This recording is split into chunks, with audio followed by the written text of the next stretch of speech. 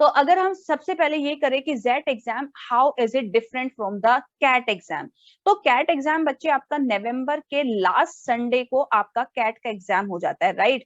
उसके बाद आपका जो जनवरी का जो फर्स्ट वीक, जो जनवरी का आपका जनरली जो फर्स्ट संडे होता है उस पे आपका जेट का एग्जाम होता है। That means after the CAT exam you have 1 month, approximate 1 month to prepare for this exam, right. तो यहाँ पे अगर हम टेस्ट टेकर्स की बात करें, कैट में जनरली जो टेस्ट टेकर्स होते हैं वो अपियर जो होते हैं, मतलब जो जो फॉर्म फिल करते हैं, इट्स अप्रोक्सीमेट 2.5 से 2.3 लाख के आसपास। और जो टेस्ट टेकर्स इस बार वो थे 1,91,660। जेट में जो आपके टेस्ट टेकर्स होते हैं इस अप्रोक्सीमेट 75,000। तो यहाँ पे टेस्ट टेकर्स जेट में कंपैरेटिवली कम होते हैं, इसका थोड़ा सा बेनिफिट मिल जाता है, ठीक है, क्योंकि यहाँ पे कम मार्क्स भी एक अच्छे परसेंटाइल आपके आ सकते हैं। टोटल टाइम कैट आपका 2 आवर्स का एग्जाम है और जेट आपका 3 आवर्स का एग्जाम है। 3 आवर्स में आपके पास में 15 मिनट्स जो होगा वो जीके के लिए सेपरेट होगा। मींस 165 मिनट्स आपके सेक्शंस के लिए होंगे, जो आपके 3 सेक्शंस है, VA, QA and DM. That means verbal ability, quantitative aptitude and decision making, 165 minutes and 15 minutes आपके अलग से होंगे पार्ट 2, दैट मींस जीके के लिए। नंबर ऑफ सेक्शंस, यहाँ पे नंबर ऑफ सेक्शंस 3 है, यहाँ पे नंबर ऑफ सेक्शंस 4 होता है, VA, QA, DM and GK. Sectional timing, CAT में सेक्शनल टाइमिंग होता है 40 minutes for each section, but XAT में प्लस बेनिफिट ये है कि वहां पे there is no sectional time limit for VA, QA and DM. That means in 165 minutes आप किसी भी सेक्शन में स्विच कर सकते हो, अपने कंफर्ट जोन के अकॉर्डिंग आप अपने सेक्शन को सॉल्व कर सकते हो। लाइक अगर आपके पास टाइम बच जाता है, लाइक अगर मैंने वीए सॉल्व कर लिया बट मेरे पास टाइम है, तो आप क्यूए, डीएम में से कोई भी सॉल्व कर सकते हो। यहाँ पे ऐसा नहीं है कि कैट में क्या होता है कि अगर आपके पास 40 मिनट्स है तो आपको 40 मिनट एक सेक्शन में इन्वेस्ट करने ही पड़ेंगे, चाहे आपका वो सेक्शन एंड हो चुका हो। टॉप इंस्टीट्यूट कैट के थ्रू आप ऑब्वियसली आईएम्स में, और जेड के थ्रू जो टॉप इंस्टीट्यूट है that is XLRI. XLRI CAT का स्कोर नहीं एक्सेप्ट करेगा, तो अगर आप एक्सएलआरआई टारगेट कर रहे हो तब आपको जेड का एग्जाम देना ही होगा। नंबर ऑफ क्वेश्चंस जो आपका लेटेस्ट अपडेट है, कैट में नंबर ऑफ क्वेश्चंस इस बार जो पूछे गए थे वो 66 थे, और जेड में जो टोटल नंबर ऑफ क्वेश्चंस थे वो आपके पास में 99 थे। नेगेटिव मार्किंग, यस, कैट में आपका 1/3 का नेगेटिव मार्किंग है और जेड में आपका 1/4 का नेगेटिव मार्किंग है। क्वेश्चन टाइप कैट में आपके एमसीक्यू एंड टीटा, मतलब न्यूमेरिक एंट्री वाले क्वेश्चंस भी पूछे जाते हैं, लेकिन जेड के एग्जाम में आपके पास सारे एमसीक्यू होते हैं। ये तो है डिफरेंस, ठीक है। मैं और अगर आप प्रिपरेशन स्ट्रेटेजी पे जब मैं आऊंगी तब मैं आपको बताऊंगी कि आपको किस सेक्शन को किस तरीके से आप प्रिपेयर कर सकते हो। तो these are the major differences between CAT and XAT exam. तो सबसे बड़ा बेनिफिट क्या है कि यहाँ पे सेक्शनल टाइम लिमिट नहीं है, आप अपने अकॉर्डिंग आप सेक्शन का ऑर्डर डिसाइड कर सकते हो, अपने अकॉर्डिंग उसको सॉल्व कर सकते हो, अपने अकॉर्डिंग टाइम डेडिकेट कर सकते हो, राइट। यहाँ पे आपके पास में टोटल टाइम भी ज्यादा है, यहाँ पे टोटल आपके पास 3 आवर्स है। नेगेटिव मार्किंग यहाँ पे 1/4 का नेगेटिव मार्किंग है। तो these are the major differences between the CAT exam and XAT exam. अब बच्चे अगर मैं यहाँ पे एग्जाम पैटर्न की बात करूं कि आपका जो एग्जाम पैटर्न होता है जेड का, वो एग्जाम पैटर्न आपके पास क्या है, तो एग्जाम पैटर्न में जैसे मैंने आपसे बोला there are total 4 section, verbal and logical ability, decision making and quantitative aptitude and data interpretation and general knowledge. VA में आपके पास टोटल 26 क्वेश्चंस होंगे, डिसीजन मेकिंग में total 21 questions, QA and data interpretations में आपके पास 27 क्वेश्चंस होंगे। बच्चे cat के एग्जाम में आपके पास डीआईएलआर का एक पूरा सेपरेट सेक्शन होता है जहां पे अच्छे लेवल के डीआई और अच्छे लेवल के एलआर के सेट्स होते हैं, लेकिन इन द जेट एग्जाम आपका जो डेटा इंटरप्रिटेशंस के क्वेश्चंस होते हैं वो क्यूए के साथ ही रहते हैं, एंड यहाँ पे एलआर नहीं होता, ठीक है। यहाँ पे एलआर के सेट्स जो आपके डिफिकल्ट सेट्स होते हैं वो यहाँ पे नहीं होते। तो जिन बच्चों को एलआर के डीआईएलआर में डर लगता है उनके लिए तो जेट एग्जाम बहुत ही अच्छी अपॉर्चुनिटी होती है। सेक्शनल टाइम लिमिट नहीं है, तीनों में मिला के आपको 165 मिनट्स में तीनों सेक्शन आपको सॉल्व करने हैं। जब ये तीनों सेक्शन एंड हो जाएंगे तब आपका अलग से नहीं, बीच में कोई गैप नहीं, तुरंत आपका पेपर 2 स्टार्ट हो जाएगा, जिसमें आपके जनरल नॉलेज के 25 क्वेश्चंस होते हैं, एंड यहाँ पे 15 मिनट्स आपको दिए जाते हैं जनरल नॉलेज के लिए। परसेंटाइल कैलकुलेशन में जीके जो होता है वो कैलकुलेट नहीं किया जाता, सिर्फ एक्सएलआरआई के कैंपस में जीके की परसेंटाइल देखी जाती है, कट ऑफ देखी जाती है, ठीक है। तो हाँ, यहाँ पे आपके पास में ये सेक्शंस हो गए। डिसीजन मेकिंग जो है वो आपके पास एक सेपरेट सेक्शन है, ठीक है, जो आपका कैट के एग्जाम से थोड़ा सा डिफरेंट है। तो मैं ये बोलूंगी कि अगर आपने कैट के लिए अच्छे से प्रिपेयर किया तब भी आपके पास में 1 मंथ का टाइम है, जिसमें आप डीएम के लिए, डिसीजन मेकिंग के लिए बहुत अच्छे से प्रिपरेशन कर सकते हो। ऐसा नहीं है कि आपको कैट तक डिसीजन मेकिंग की प्रैक्टिस करनी है। आप कैट के एग्जाम के बाद पूरा 1 मंथ है, अगर आप 1 मंथ में बहुत अच्छे से इस सेक्शन को तैयार करते हो तो yes definitely you can secure a good percentile, good marks in this section. बाकी QA and DI, verbal and logical ability, ये आपका सेम ही है जो आप कैट के लिए प्रिपेयर कर रहे हो, अलग से आपको कुछ प्रिपेयर करने की जरूरत नहीं है इसमें। हाँ, लेकिन जो आपका QA वाला सेक्शन होता है, यहाँ पे कैट में जो क्वेश्चंस का लेंथ होता है वो थोड़ा कंपैरेटिवली कम होता है।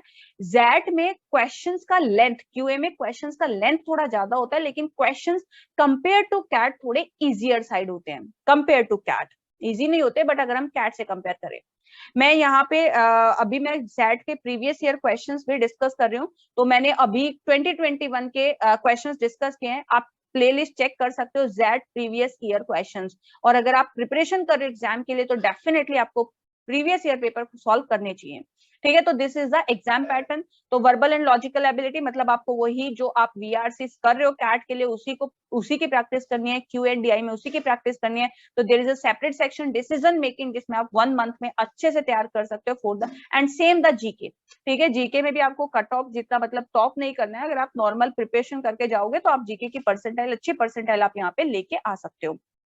तो this was the exam pattern. Now premier B schools that accept the XAT score. तो जेड के स्कोर को, जेड का जो स्कोर है, जैसे एक्सएलआरआई में तो आपका दिल्ली एंड जमशेदपुर दोनों ही कैंपसेस एक्सएलआरआई के वंडरफुल कैंपसेस हैं, ठीक है। दिल्ली में भले ये नया अभी अभी उन्होंने मतलब खोला है, तो इसका मतलब ये नहीं कि यहाँ के placements all are things are wonderful, क्योंकि उनका जो प्लेसमेंट है दोनों का साथ में है, तो कोई प्रॉब्लम नहीं है, वंडरफुल कैंपस है। फिर उसके बाद में आपके पास एग्जाम भी, वैसे अगर मैं टोटल बोलूं तो 100 प्लस इंस्टीट्यूट ऐसे हैं जो आपका जेड का स्कोर एक्सेप्ट करते हैं, ठीक है। कुछ कैंपसेस ऐसे हैं जो जेड का स्कोर एक्सेप्ट नहीं करते, जैसे एमडीआई गुड़गांव, वो सिर्फ कैट का स्कोर लेता है, जैसे आईआईटी वो सिर्फ कैट के स्कोर्स लेते हैं। लेकिन बाकी जैसे एक्सएलआरआई है, एक्साईएमबी है, MICA, TAPMI, FORE, Great Lakes, Goa institute of management, KJ Somaiya, SIMSREE, IFMR, ये सारे कॉलेज, आईएमटी गाजियाबाद, इरमा, ये सारे कॉलेजेस आपके जेड का स्कोर एक्सेप्ट करते हैं, ठीक है। तो अगर आपका कैट का एग्जाम अनफॉर्चुनेटली या किसी रीजन से अच्छे परसेंटाइल नहीं आ पाए, तो स्टिल आपके पास अपॉर्चुनिटी है, आप एक अच्छी परसेंटाइल लाके एक गुड टॉप बी स्कूल में जा सकते हो, ठीक है। तो ये तो मैंने जस्ट फ्यू कॉलेजेस के नाम यहाँ पे दिए। There are more than 100 colleges जो आपके एक्सेप्ट करते हैं जेड का स्कोर। ओके, तो ये हो गए हमारे पास में कॉलेजेस के बारे में। अगर हम लोग यहाँ पे कुछ और इन्फॉर्मेशन मैं आपको एक्स्ट्रा दूं जेड के बारे में, तो जेड का जो रजिस्ट्रेशन फी होता है वो 1800 होता है विदाउट लेट फी। अगर लेट फी में भी होता है, कुछ दिन आपको एक्स्ट्रा दिए जाते हैं, अगर आप लेट हो जाते हो तो लेट फी के साथ भी आप जेड का फॉर्म फिल कर सकते हो। कैंडिडेट्स, अगर आपको एक्सएलआरआई के लिए अप्लाई करना है, क्योंकि बहुत सारे स्टूडेंट ऐसे होते हैं उन्हें पता है कि हमारे सिर्फ 80-85 परसेंटाइल आएंगे, तो वो एक्सएलआरआई का फॉर्म नहीं फिल करते। तो आपको एक्सएलआरआई का अलग से फॉर्म नहीं फिल करना होता, वहीं पे आपको सिर्फ टिक करना होता है कि आप एक्सएलआरआई में अप्लाई करना चाहते हो, तो उसके लिए आपको 300 रुपीज पे करना होता है। 300 rupees for each campuses for each program. जैसे एचआरएम और बीएम के दोनों के प्रोग्राम के लिए मैंने अप्लाई किया, तो आपको 300 600 पे करना पड़ेगा। सेम केस फॉर दिल्ली के लिए आपको अलग से अप्लाई करना होगा, ठीक है। तो total 100 plus institute accept XAT score. XAT का जो रिजल्ट है बच्चे, वो 3 वीक्स आफ्टर द कंडक्ट होता है जेड एग्जाम। तो जैसे 2022 में 3 वीक्स के बाद आ गया था, तो जनरली इतने के बाद ही आपका जेड का रिजल्ट आ जाता है।